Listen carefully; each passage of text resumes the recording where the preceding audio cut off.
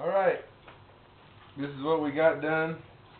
I went ahead and I pulled the frame out on each side evenly. You gotta heat it cherry red, and you gotta persuade it a little bit with a sledgehammer, so you gotta be careful because it's gotta be the same. You gotta bend it the same, of course, on both sides. But I got it done, and it took me about an hour to get it right.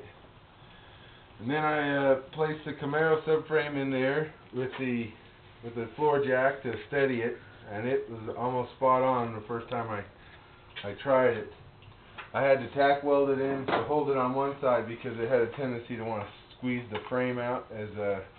Once I got it right, if I just jiggled it, it would squeeze the frame out from the correct position. So I got it exactly 20 inches from the front of this shock hole from the angle iron, and exactly 20 inches on this side, and I tacked a few tacks. It's holding itself up now.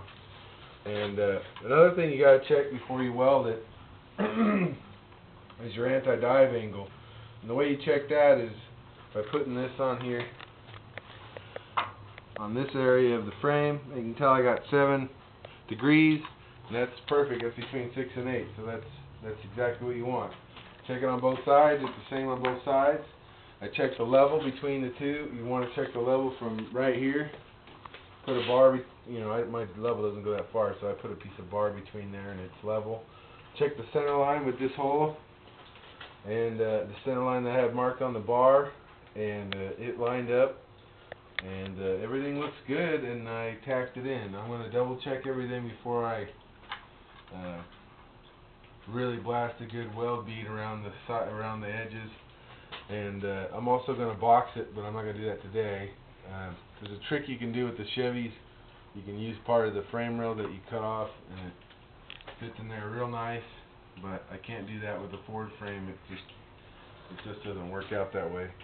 So I'm going to box it with the 8-inch plate and have to bend it around the fatter part of the Camaro frame, and it'll work out. Then I'm going to come back and put those mounting points in that I measured earlier, and it'll be buttoned up. I'll have to do this a different day, and we'll come back then.